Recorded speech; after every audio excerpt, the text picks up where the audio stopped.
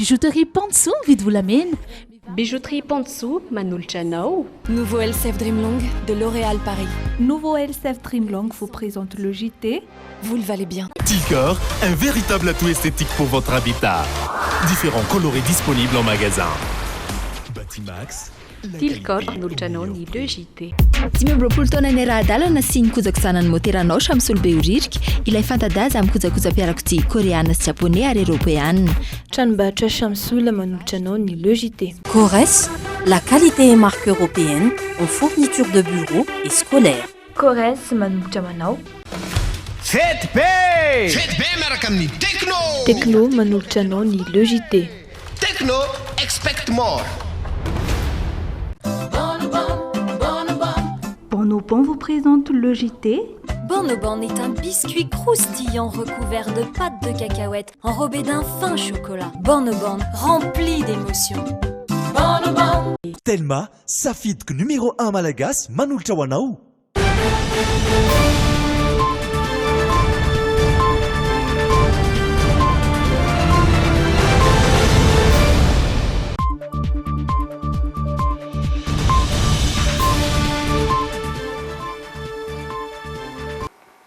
Miarabantsika rehetra tonga soa indray ato anatin'ny le JT ary dia manasanao anaraka ny fampahalalam-baovao hatramin'ny farany. Aorian'izay ihany koa dia anaraka ny fanazavana hoentin'ny filohan'ny anteny Merandolona isika Irivo Rakotovao iresaka mahakasika ny toedrarà eto amin'ny firenena fa izao aloha dia aroso amintsika ny lohatenim-baovao.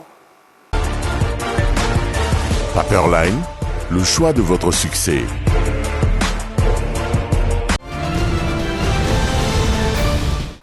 Indro ary atolotra anao avy hatrany ireo lohatenim-baovao amin'ity androany ity.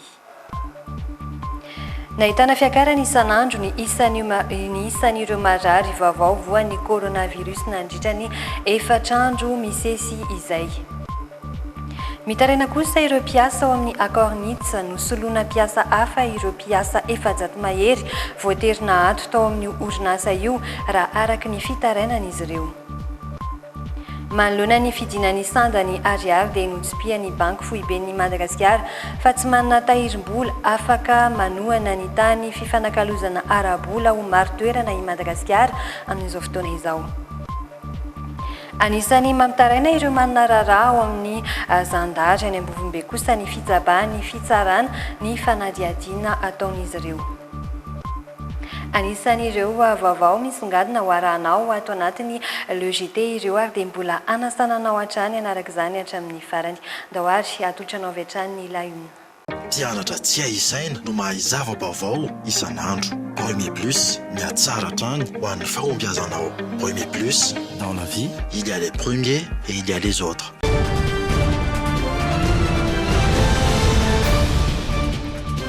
Fa zao aloha dia atolotra anao ary ny antotanisa mahakasika ny coronavirus eto Madagasikara. Nahitana fiakarany isan'andro ny isan'ireo marary vaovao voan'ny coronavirus nandritra ny 4 andro misesy izay androany manokana dia niakatra 400 indray ireo voatily fa mitondra ny tsimikaretina.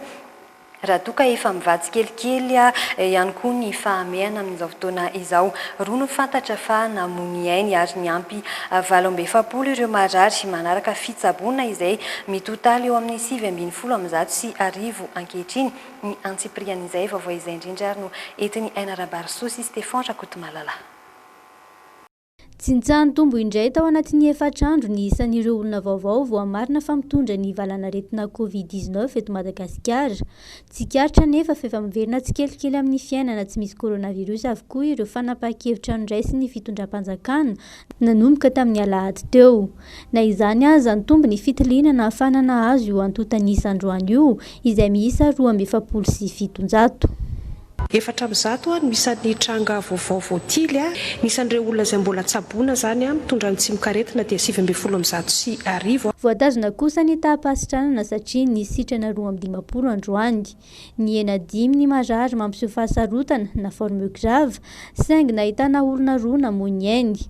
770 izany izao no isan'ireo olona marary ny coronavirus mbola manaraka fitsaboana satria ny tombo 770 ho an'ny androany. $7 no efa fitambaran'ireo olona sitrana somatsara amin'ireo $400 voatily nitondra ny tsimbokaretina coronavirus teto Madagasikara eo amin'ny 1.7 isanjato eo zany amin'ny tany fahasitranana tsara ihany ny manome taremarika kely mba ahafantarantsika hoe raha tsy niova tao anatin'ny andro maromaro herinandro maromaro zay ny tany fahasitranana teto amintsika mihoatra ny 7 isanjato eo raha jerentsika ny taremarika eran-tany rehefa nataony kajy mitovy ny fomba ny kajiana azy dia eo amin'ny 17.7 isanjato eo zao iango ny tany fahasitranan'ireo olona izay voantivalana retina Covid-19 ty raha ny taremarika maneran-tany zany azo tamin'ny omaly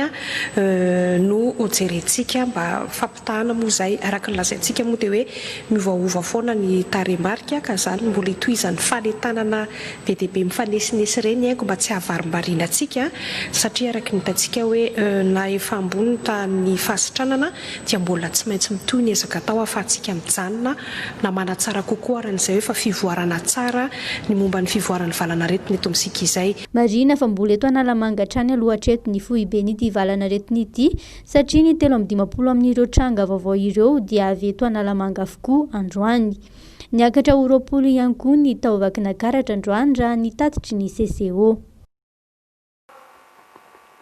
Eo amin'ny lafiny fampianarana kosa indray nanao fanambarana ireo filohan'ny université fa mitaky eo amin'ny 4 ka hatramin'ny 9 herinandro eo ny sampam-pampianarana na ny lalam-pihofanana izay tsy nahavita amarana ny taona 2012 sy 2012 fampianarana ifanaraka amin'ny fanajana ireo fepetra tsy maintsy ajaina amin'ny ady amin'ny Covid-19 no ho ampiarin'izy ireo ary isy ny fanaovana formation hybride izay hita fa mifanaraka amin'ny fahamehana ara-pahasalamana ny antsiprian'izay no entiny Ainarabarso sy Stéphane Rakotomalala amintsika.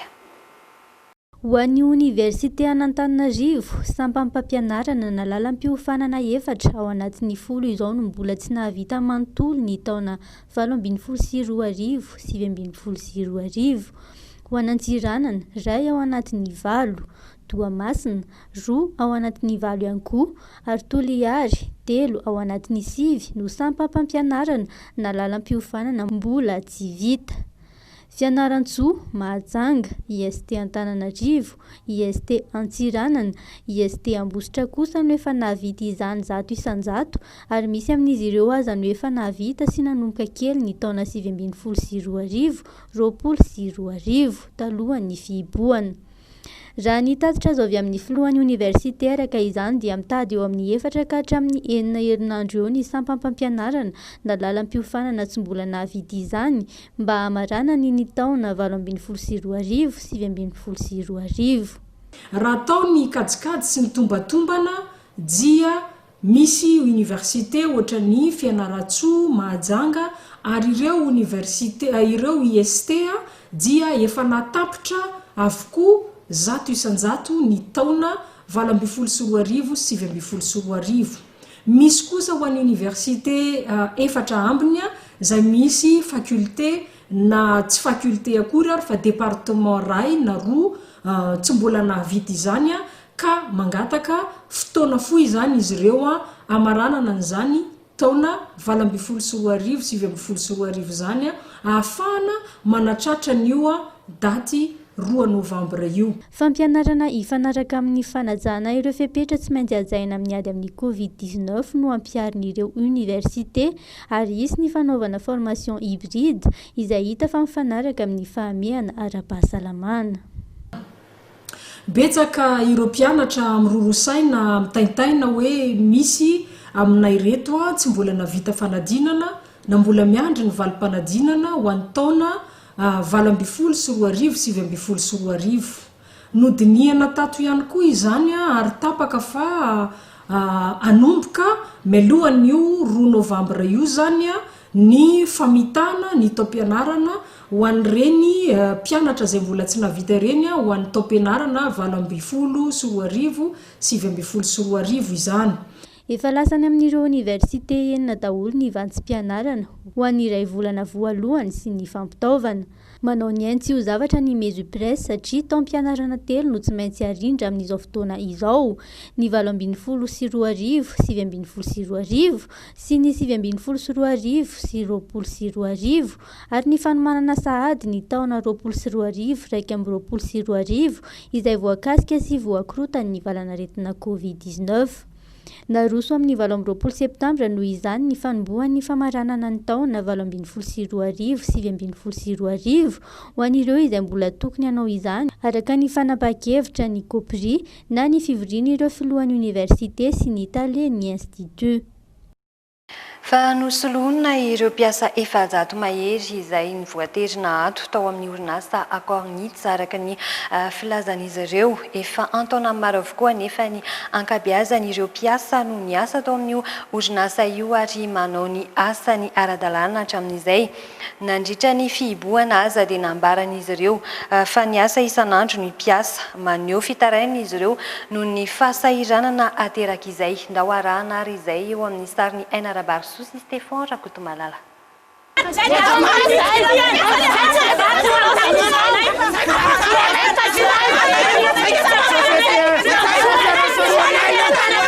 Nanao fitokonana teo anoloan'ny toeram-piasany ireto mpiasan'ny Akornitz ireto androany noho ny namoahana azy ireo chômage teknika.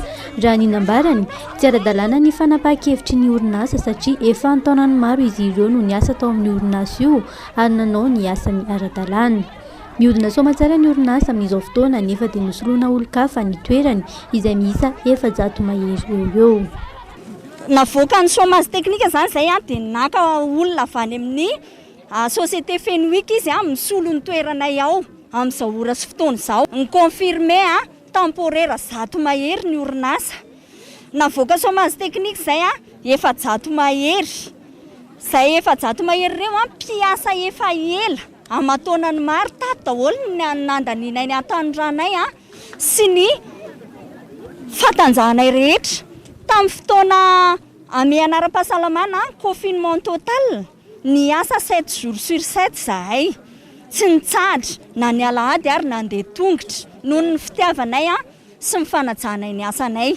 Araka ny filazan'ireo mpiasa efa miendrika fandroana mihitsy izao atao azy ireo izao. Mikasa ifindra toerana mantsy ny orinasa ka ampihenany mpiasa no tanjony hiatran'izy ireo. Mitaraina ho sahirana tanteraka ireto mpiasa manoloana izany ka tsy hitsahatra ny hanao fitarainana toy izao raha tsy misy mpiaino. Dia nefa ny kely le tsy atononanay rehetra ao zany le trano ifindrana dia efa nahenoheno sisi zany zay hoe anena mpiasa. Dia izay zany nieritreretinay amin'ity chômage ity moa ataony chômage nefa nefa fandroahana kolaka. Fandroahana kolaka le izy. Famody ataony chômage. Izay zaza mambaivavy dia mandeha tongotra maraitsy hariva namonjy ny asa tao amin'ny amehana tao anatin'ny 10 volana. Amin'izao nefa ny tapitra ny amehana avoaka chômage teknika zahay tsy ara-drarina. Izahay nefa atsindry azo leny zany zavatra zany alako bika tsy tiako tarenina natsongatsingananay tany naty section. Manao antsoavo amin'ny fitondram-panjakana ihany koa mba hijery akaiky azy ireo ireto mpiasa ireto indrindra amin'izao mbola ao anatin'ny krizy ara-pahasalamana izao. Raha tsy aivina ny orinasa Akornitz dia orinasa afaka aba manamboatra akanjo ba. Eo amin'ny maresaka iraisam-pirenena kosa indray miakatra ny antotanisany ireo olona fantatra vavoan'ny Covid-19 any ivelany. Nanamafy ny fepetra raisina mahalony izay ary ireo firenena sasany toa ny ao Royaume-Uni tsy azo atao intsony ny famoriana olona izay mihoatra ny 9 ny antoerana ary nda ho arahana ny fanazavana makasika izay. Manany amin'ny mety hiverenany tsy mikaretina ireo firenena any ivelany. Ho an'ny Royaume-Uni niverina niakatra indray nisan'ireo olona fantatra vavoan'ny Covid-19 ka ireo tanora no maro anisa. Nanamafy ny fepetra manoloan'izay izy ireo manomboka amin'ny alatsinainy ho avy izao ary dia tsy azo atao ny mivorivory mihoatra ny 9 raha toa ka 30 amin'izao fotoana izao. La première chose, c'est que la façon dont nous... Miankina amin'ny fitondratena ny tsirairay ihany no ahafahana mametra ny fiparitahan'ny Covid-19 ary tokony hiverenana jerena indray ireo hopitaly ahafahana mijery raha toa ka isy indray ny fiakarany antotanisa hojerena hoe malalaka ary ampy andray olona ve izy ireo. Fa amin'izao fotoana izao aloha dia tokony apetraka ny fanaovana fitiliana hijerena aingana ireo olona mitondra ny tsy mikaretina sy ireo namindrany. Ireo mpikaroka amin'ny Républicaine Tchèque izao dia nahavita nanaparitaka fitiliana ahafahan'ny tsirairay manao izany. Adiny iray kosa dia mivaly ny fitiliana. Hatreto tsy mbola misy ny vaksiny nivoaka ahafahana miaro amin'ity tsy mikaretina coronavirus ity. Mila hajaina hatrany araka ny fanazavany ireo manam-pahaizana any ivelany ny fanajana ireo fepetra isan-tsokajiny amin'izao fotoana izao. Rehefa avy ny tao anatin'ireny dokam-barotra vitsy ireny ary isika dia indro atotranao indray ary ny toy ny vaovao. Paperline, le choix de votre succès.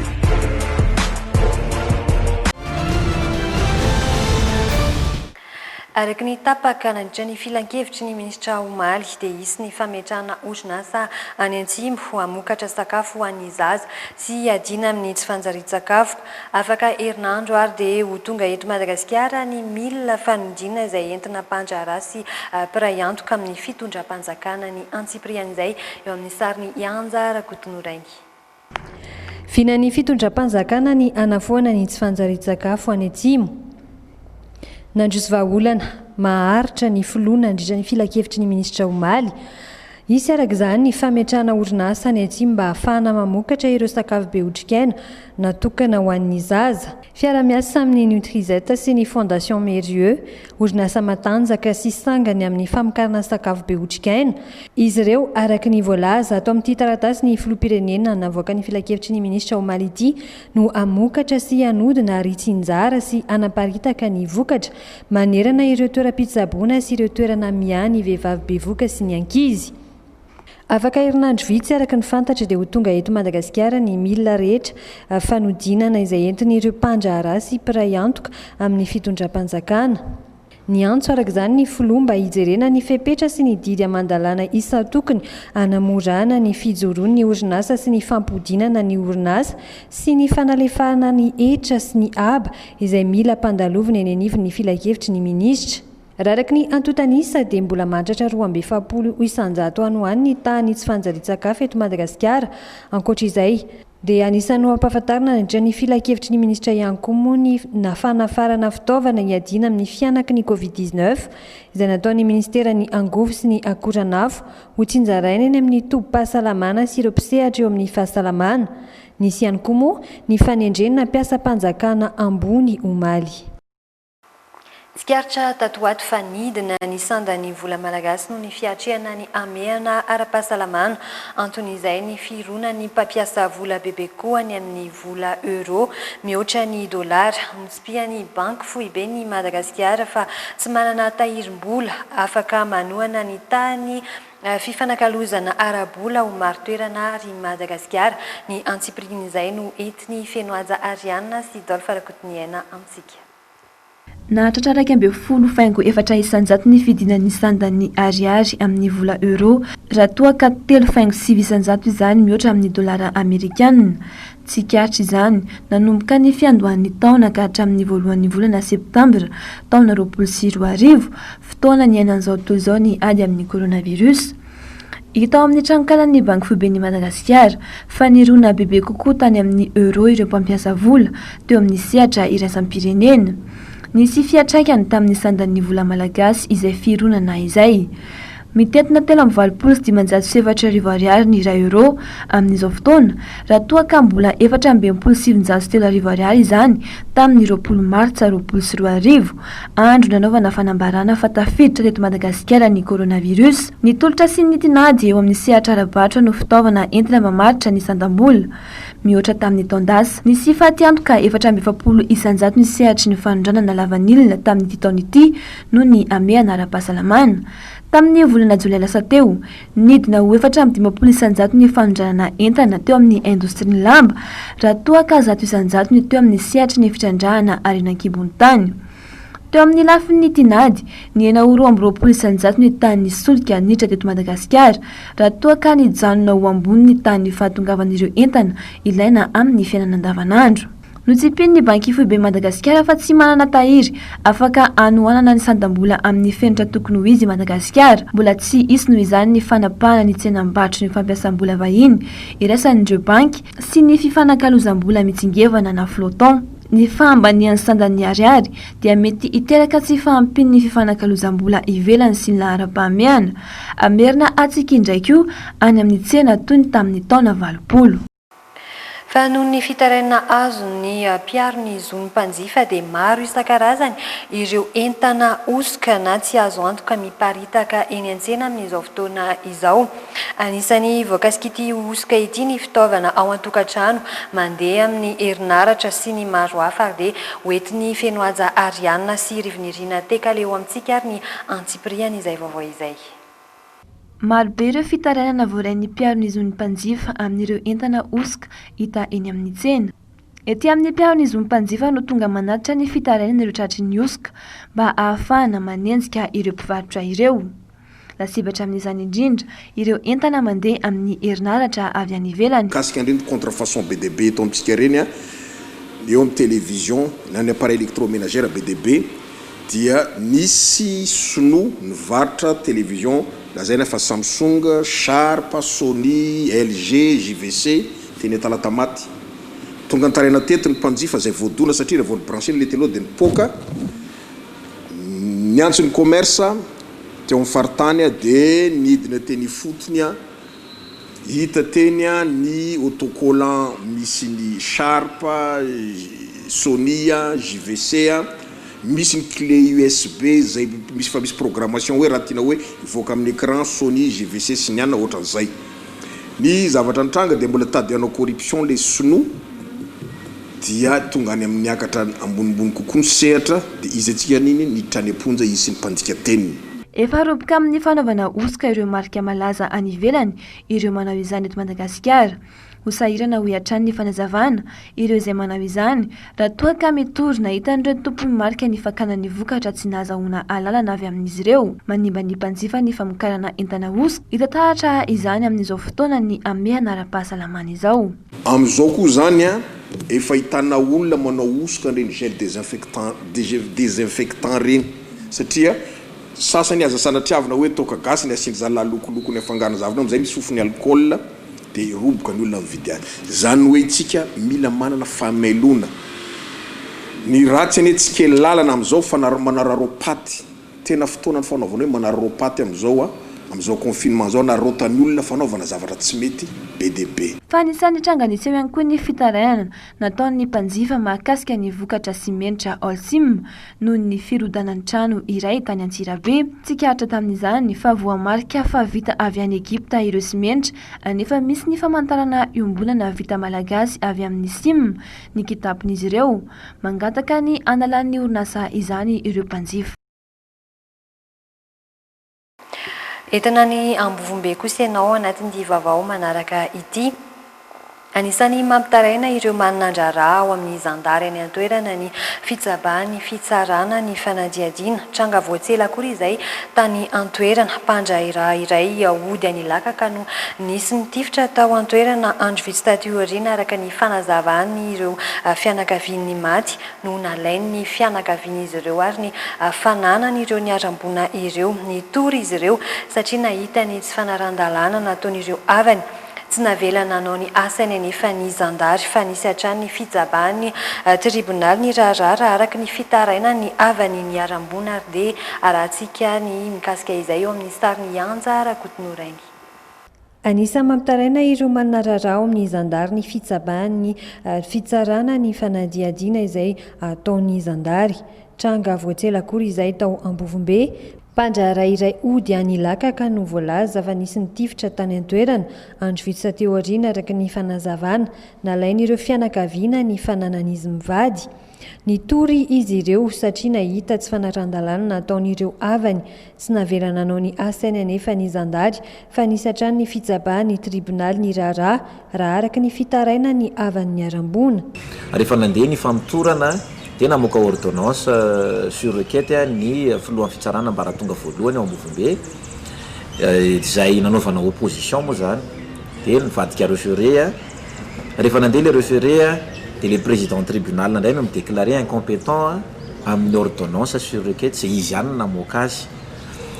Efa nisy ny rappel à l'ordre nataon'ny ministre ny fitsarana hoe le pénal emporte le civil, zany hoe raha misy infraction pénale mandeha dia tokony mijanona aloha zany ny civil. Ity nefany mbola any amin'ny gendarme le enquête dia namoaka ordonnance sur requête zany ny président tribunal misalovana an'le asa ataon'ny gendarme. Misy ny kolokolo eo amin'ny fitsarana Ambovombe araka ny fahitany ny avany maty, miantso ny ministry ny fitsarana araka izany izy ireo mba hijery akaiky ny fandehanan-draharaha ao amin'ny fitsarana Ambovombe. Eto zahay dia manao antsoava amin'ny ministre ny fitsarana satria efa nisy an'izay rappel à l'ordre zay teo aloha, mbola miteny zahay hoe misy infraction pénale hita io mandeha fa mitorana eny amin'ny gendarme dia avelon gendarme amita ny asany hatramin'ny farany. Nataony plainte directe le izy fa tsy aisy avy any amin'ny procureur dia avelao alalaka re tompoko ny gendarmerie anao ny asany hatramin'ny farany. Efa nisy araka ny fanazavana hatrany ny fandraisana andraikitra, saingy mitohy hatrany ny fanapaream-pahefana ataon'ny filohan'ny fitsarana ambaratonga voalohany ao Ambovombe. Andrasana izy ireo ny sy ny fanaraha-maso ao amin'ny fitsarana. Izao kosa risika dia anaraka fanadihadiana dokavarotra misokatra tamin'ny fomba ofisialy ho an'ny rehetra ny tranombarotra vaovao ny Marco Shop eny Ampasapito ampitan'ny gare routière. Kojakoja tokantrano maro isan-karazany no hita eny an-toerana ary ny antsiprian'izay atao anatin'ity fanadihadiana dokavarotra manaraka ity. Misokatra ho an'ny rehetra amin'ny fomba ofisialy ny tranombarotra vaovaon'ny Marco Shop etsy Ampasapito ampitan'ny gare routière. Maro be ireo entana hita ao an-toerana. Hoe point de vente faharoa izy ity hatramin'izay nisy ny Marco Shop zany hoe fahatelo raha ny tena izy fa faharoa satria natambatra ato ny point de vente anankiroa dia afaka mitsidika zany anareo toerana iray zany hitanareo an'ireo entana nafantaranareo an'ny Marco Shop hatramin'izay. Hita tao Marco Shop aloha nafantaranareo nazy hatramin'izay dia ny moustiquaire tente, ny matériel de camping, ny meuble à tendance zay hika farany dia zahana hita atao Marco Shop avokoa, dia ny resaka momba ny jardin dia misy atao Marco Shop daholo. Hita ato avokoa rehefa kojakoja tokantrano, misy ny tolotra amin'izao fotoana isokafa ny tranombarotra vaovao izao. Ho an'izay rehetra tonga zany manomboka androany ka hatramin'ny asabotsy dia misy fihenam-bidy goavana mihitsy aty, misy hoe mahavidy iray mahazo iray, misy 10%, misy 15%, misy isan-karazany zany ny fihenam-bidy fa dia manasa antsika rehetra hitsidika ny Marco Shop ety Ampasapito en face ny gare routière. Misokatra ho an'ny rehetra ny tranombarotra noho izany ka afaka tsidihana eny Ampasapito ampitan'ny gare routière. Izao kosa dia omena anao ny vinavinany mety toetry ny andro ho an'ny rahampitso. Mpianatra tsy aisaina no mahazava vaovao isan'andro. Premier Plus, mihatsara hatrany ho an'ny fahombiazanao. Premier Plus, dans la vie, il y a les premiers et il y a les autres. Ny mety toetry ny andro any amin'ny faritry Diana sy Sava arak'izao hitantsika izao dia afana ny andro any an-toerana satria dia tafiakatra hatrany amin'ny 1.3°C ny maripana farany ambony any Diana sy Sava, eo amin'ny 20°C eo kosa ny farany ambany ao Sava. Any amin'ny faritry Boeny 3.3°C ny maripana farany ambony raha toka 2.2°C ny maripana farany ambany. Afana tahak'izay ihany koa any Sofia, Betsbook ary Melag tafiakatra hatrany amin'ny 5.3°C ny maripana ao amin'ny faritry Melag. Any amin'ny faritra Alaotra Mangoro sy Analanjirofo ary Antsinanana kosa isika arak'izao hitantsika izao dia tafiakatra hatrany amin'ny 4.2°C ny maripana farany ambony any amin'ireo faritra ireo raha toka 7.2°C ny maripana farany ambany toy ny ao Alaotra Mangoro sy Analanjirofo. Ao amin'ny faritry Bongolava, Itasy, Analamanga ary Vakinakaratra. Ho an'ny faritra Analamanga kosa dia hifandimby ny rahona sy ny masoandro ary hisy ranonorana kely eto Analamanga sy Vakinakaratra ary Itasy. 2.0°C ny maripana farany ambany ho an'ny eto Analamanga raha toka 2.2°C ny maripana farany ambony. Ahitana ny maripana farany ambany eo Vakinakaratra satria dia tafidina hatrany amin'ny 4°C ny maripana farany ambany. Ao amin'ny faritry Moromania, Matsiatrambony, Orombe, Vatovafidy Vonany, Atsimatsinanana ibalika ny masoandro any amin'ireo faritra ireo ho an'ny rahapitso tafaka tratrany amin'ny 4 degré celsius ny maripana farany ambony ao Iorombe.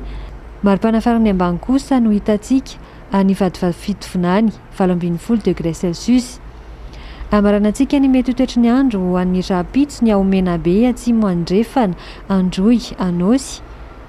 Ibalika ny masoandro any amin'ireo faritra ireo tafaka tratrany amin'ny 30 degré celsius ny maripana farany ambony ho an'ny faritry Menabe.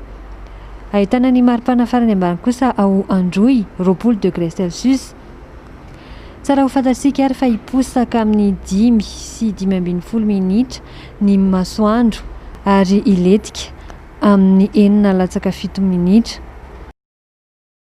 Izao kosa risika dia anaraka ny resaresaka izay ny fanaovana tamin'ny filohan'ny antenimiran-doholona Rivo Rakotovao iresahany indrindra mahakasika ny toe-draharaha pirenena amin'izao fotoana izao.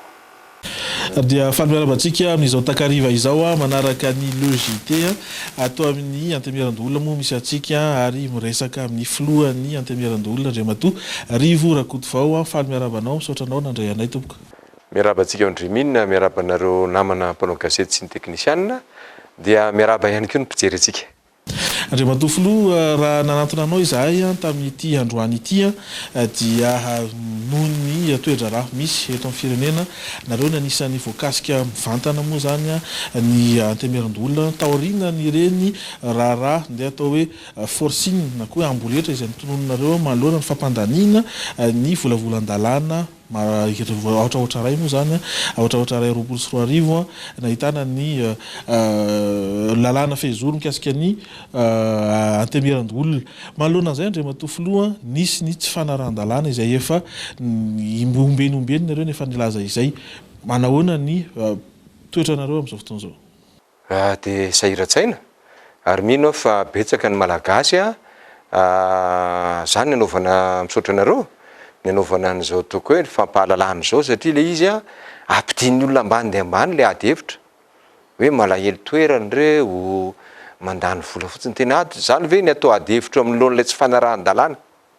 Aza zay nametraka hoe tsy verina lavitra tsony satria dia mitohy vakana mihitsy ny tsy fanarahan-dalàna ataonay mpitondra fanjakana, ataon'ny mpitondra fanjakana, ary zany tsy zavatra hoforonina na hoe mahafinaritra ny hiteny olona amin'izany satria olona mba samy mpitondra zao. Fa za zany ao anatin'le fitenena dia hoe manana didy manana ndraikitra nrehetrarehetra mba hampanjaka an'izany ara-dalàna zany eto amin'ny firenena.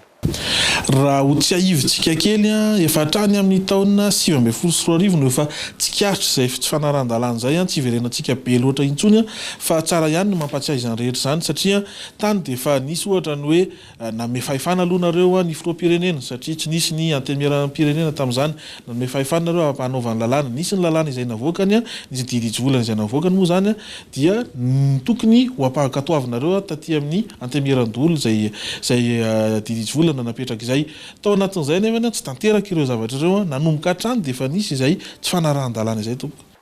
Manao mampatsiahy an'ilay izy fa dia toko hoe vahalalahana mihitsy vahalalahana mihitsy satria ny haute cour constitutionnelle no mamoaka an'ilay décision tamin'ny fotoanandro taoriana nomezana an'ilay fahefana filohan'ny repoblika. Tsy nitanterahana ilay izy fa manino zay zany fantaina voalohany.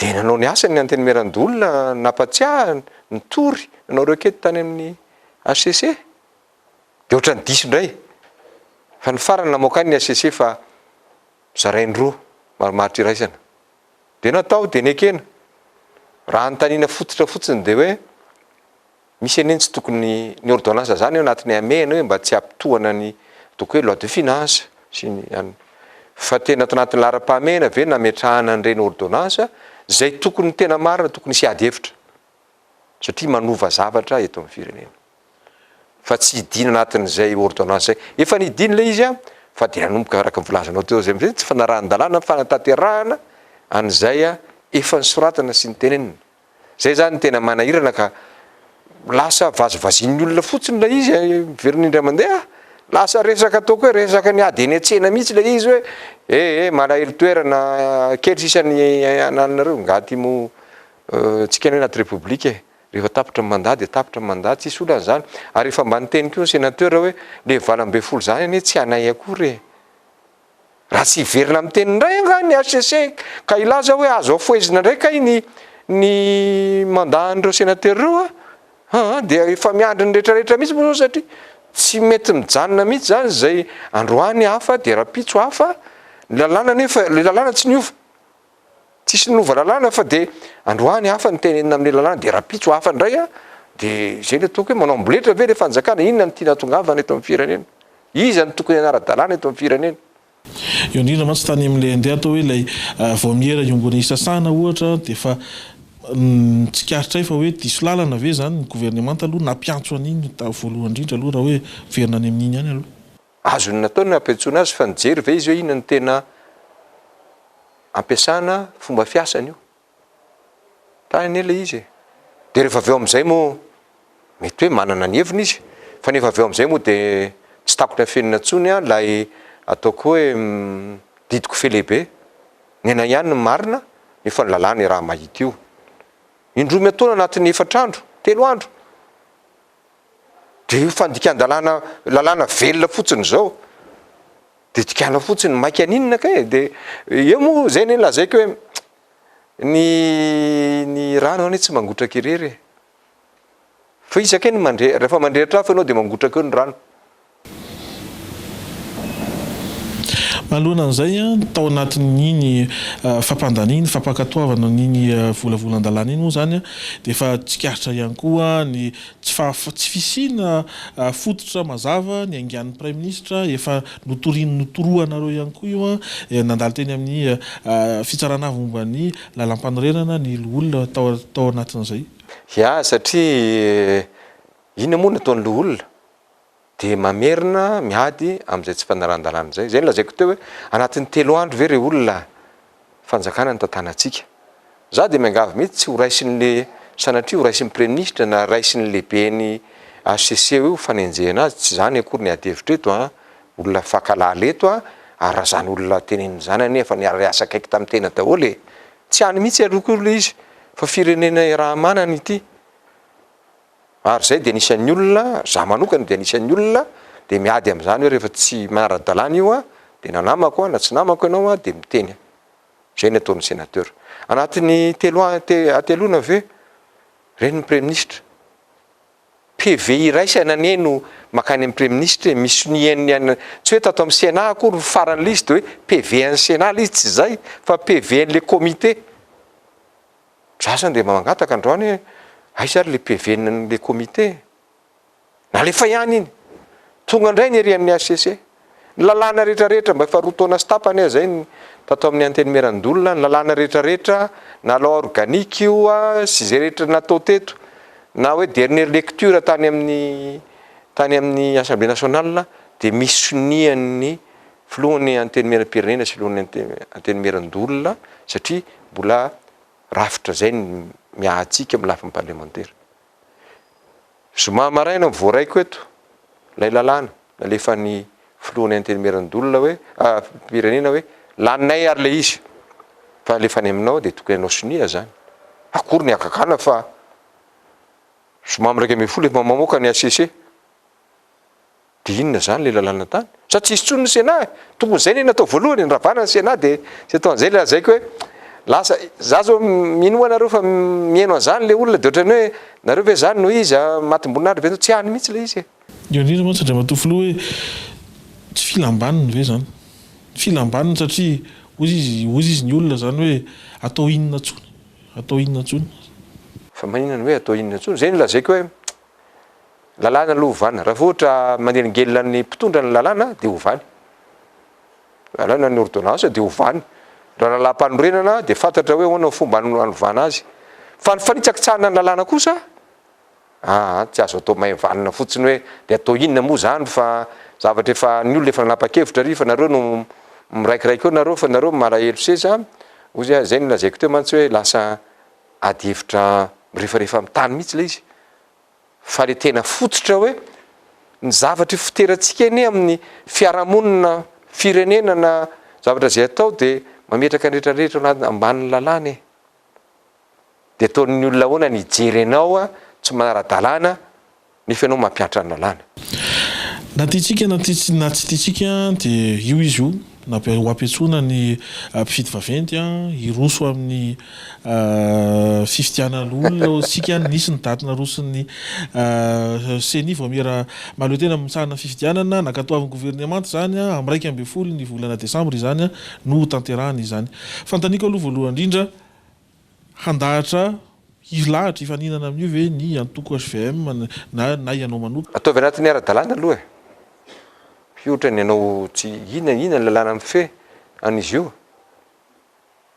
dia le loi organique 2005-007 2015-007 azafady tompoko dia jereo kely la article 80 hoe iza daholo no mameno an'le collège électoral dia jereo kely ny article 127 anatin'izy io fa misy disposition transitoire ao nilaza tamin'izany tamin'ny 2015 hoe amin'io irery tamin'ny fifidianana tamin'ny 2015 irery ihany zany anaovana ny disposition transitoire ka nanekena fa ny lehibean'ny be ny tanàna sy ny mpanolotsaina ny tanàna no mifidy ny olona fa miala amin'izay fa ny fifidianana zany zay voalaza amin'ny article 80 zay tsy vonon'ny ordonnance dia milaza fa tsy maintsy mipetraka aloha reo ary zany natonga ny lehibe ny ACC tamin'ny novembre 2019 le nilaza hoe momba n'le gouverneur hoe sendra mandalo fotsiny io hoe anarana fotsiny io fa ainganareo manao ny fifidianana ny chef de région efa nisy raika ambe folo voatendry tamin'io ay zary zao le izy tsy adaladalana ndray zany daty tsisy olana rehefa anatin'ny fepetra azo anaovana lalàna ny CENI mo reny ary tamin'ny référendum le hoe ampiarahana ny législatif sy ny référendum dia tsy nanontany tena mihitsy izy fa tonga ny azy dia tongavinareo izany io izanynao rehefa aveo moa nanao raketiny izay vao hoe ay tsy manadalàna kainy izy dia mipetraka indray izy ka apetraka eo iny fa za tsy mahafantatra loatra an'iny fa ozy hoe ny Sénat tsy maintsy atao ny fifidianana ny sénateur satria tapitra mandahanay amin'ny volana février 2021 raha mbola manara-dalàna ndraiky io tsika fa ay zary le mpifidy vavety tsy maintsy ararotika any andray matofoloha mamara fantanina farany angambany izao hamehana ara-pahasalamana izao andeha hitondra antsika makaiza raha fahitanao azy tokony inona no tokony ho fepetra tokony ho raisina mahalona an'izao io moa efa fantatrareo fa efa niteny koa Babemazo hoe satria mba nitanina ny hevitra zay dia za dia efa nisan'ny teny foana hoe ajanony amin'izay io fa velao ny famafisina koa zany efa reo fepetra ara-pahasalamana mafisina ny fitaovana amena ny mpitsabo sy ny maro samihafa hoe makany bebe kokoa any amin'ny resaka ara-pahasalamana manaitra anazy zao raha mandeha ny amin'ny arabe tsika raha mivoaka kely etsy afeny arivo tsika tsy misy tsony any eo ny barrière sanitaire zany fotrany hoe police de la route ny eo jereo aizinareo inona ny ataonareo any zay ny anotaniny anao fa tsy misy olona mihitsy eo hoe fomba afantarana hoe sao dia mitondra le otrika reto na reto olona mivezivezy reto tsy misy mihitsy zay ny mahatonga na hoe tsy alova ve any amin'izay any amin'ny fanafody any amin'ny mampikaikaiky andrehetrarehetra io raha tsika marana moa zany fa hoe fa miena lay fipartahana le valana retina tsara zany nefa tazonina ihany le fepetra ngeza be ry ambony dia lasa mahatonga ny olona nareo zao mpanao gazety dia any aminareo angamba ny fanontaniana fa tsy amerinany hoe matsiaro ve nareo fa malalaka anatin'ny fanadihadiana zay tokony azonareo atao mba ho raisin'ny fanjakana zay mba ho any aminy hoe mizavatra manahirana ane tsy resaka an'ireny le vaty sy ny sisy ireny fa iny raha malaly io raha mahita io le izy efa volana me nanomboka io 4 volana zany zay fo 5 volana totra mbola misaritaka ihany makasitraka Andriamanitofoloha fofehy tao anatin'izay minitra vitsy ny arahantsika fanakalo hevitra izay moa zany ny mikasika izay hoe fampanaran-dalàna izay antsonareo matetika sora tompoko sotratsika makasitraka nanaraka anay tany amin'ny fahitalavitra tany atokantrano tany antenainay fa mbola nanaraka anay ao anatin'ny fandarana eto amin'ny Jumina-trano nareo mametraka ny veloma mandrafitafy indray ary Telma safidiky numéro 1 malagasy manolotra ho anao Bijouterie Panso mividy volamena, mivarotra sy manamboatra firavaka volafotsy sy volamena, sahaza ho an'ny rehetra. Tilcor, un véritable atout esthétique pour votre habitat. Différents coloris disponibles en magasin. Batimax. Tilcor, Noljanoni, le JT. Nouveau LCF Dreamlong de L'Oréal Paris. Nouveau LCF Dreamlong vous a présenté le JT. Vous le valez bien. Bonobon vous a présenté le JT. Bonobon est un biscuit croustillant recouvert de pâte de cacahuète enrobé d'un fin chocolat. Bonobon, rempli d'émotions. Paperline, le choix de votre succès. Dimy amby roapolo taona ny ara-dalana sy ny kojakozanany moteranao samy solobe horirika ilay fantadaza amin'ny kojakoja-piarakodia koreana sy japonais ary eropeanina. Tranombarotra Shamsul manolotra anao ny Le JT. Fety be miaraka amin'ny Techno. Techno manolotra anao ny Le JT. Techno, expect more.